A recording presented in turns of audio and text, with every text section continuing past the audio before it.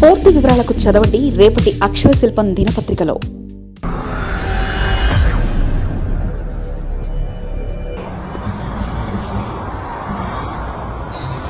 Himalaya.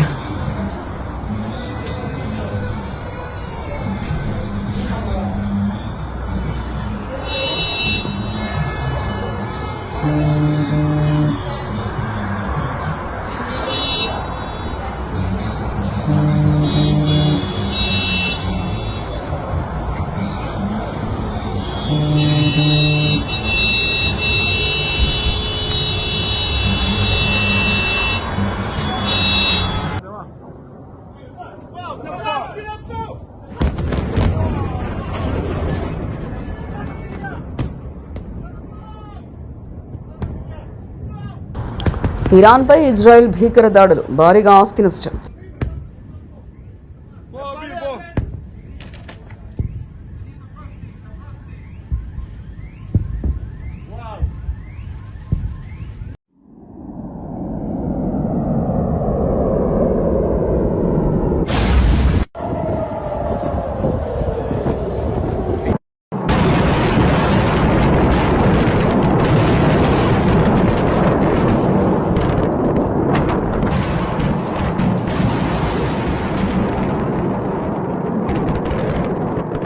ఇరాన్పై Israel దాడులకు దిగింది. భీకర దాడులతో ఇరాన్ రాజధాని టెహ్రాన్పై ఇజ్రాయెల్ క్షిపణులతో దాడులకు దిగడంతో పెద్ద ఎత్తున నష్టం సంభవించింది. ఇరాన్, ఇజ్రాయెల్ మధ్య గత కొంతకాలంగా ఘర్షణలు జరుగుతున్నాయి.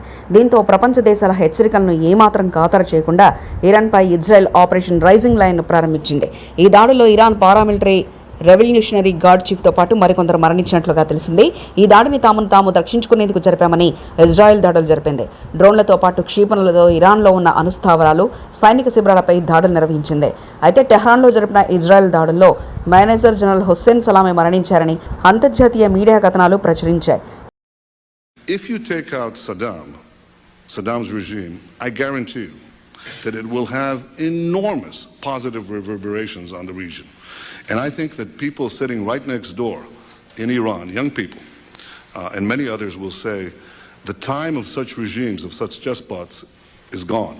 There is a new age, something new is happening. Iran కూడా ప్రతిదాడులను ప్రారంభించింది. దీంతో ఇరాన్, ఇజ్రాయెల్ మధ్య జరుగుతున్న యుద్ధంపై అంతర్జాతీయ సమాజంలో ఆందోళన వ్యక్తమవుతుంది. ఇజ్రాయెల్ జరిపిన దాడుల్లో రెవల్యూషనరీ గార్డుల్లో ఉన్నత స్థాయి అధికారులతో పాటు పలువురు అణుశాస్త్రవేత్తలు కూడా మరణించినట్లు చెబుతున్నారు. అనేక భవనాలు నేలమట్టమయ్యాయి. ఇరాన్కు భారీగా ఆస్తి నష్టంతో పాటు ప్రాణ నష్టం కూడా జరిగిందని అంతర్జాతీయ మీడియా కథనాలు వెల్లడిస్తున్నాయి. యుద్ధం కొనసాగే అవకాశాలు కనిపిస్తున్నాయి. ఇరాన్లోని న్యూక్లియర్ ప్లాంట్, సైనిక స్థావరాల లక్ష్యంగా ఈ దాడులు జరిగాయని ఇజ్రాయెల్ చెబుతుంది. వరుస పేలులతో ఇరాన్ ప్రజల భయంతో తమను కాపాడుకోవడానికి సురక్షిత ప్రాంతాలకు తరలి వెళ్తున్నారు. ఇరు దేశాల మధ్య ఉద్రిక్తల నేపథ్యంలో ఇరాక్ తమ గగనతలాన్ని మూసివేసింది. దేశంలోని అన్ని విమానాశ్రయాల రాకపోకలను నిలిపివేసింది. ఇరాన్ రాజధాని టెహ్రాన్లో ఎమర్జెన్సీని ప్రకటించారు.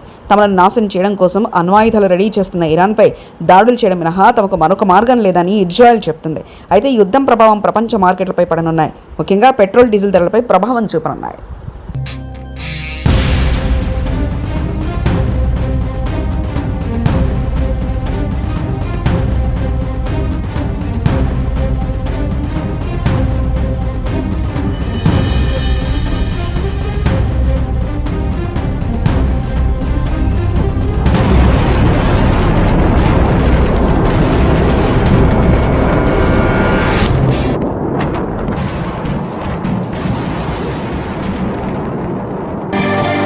మరిన్ని కథనాల కోసం సబ్స్క్రైబ్ చేసుకోండి మీ అక్షర శిల్పం.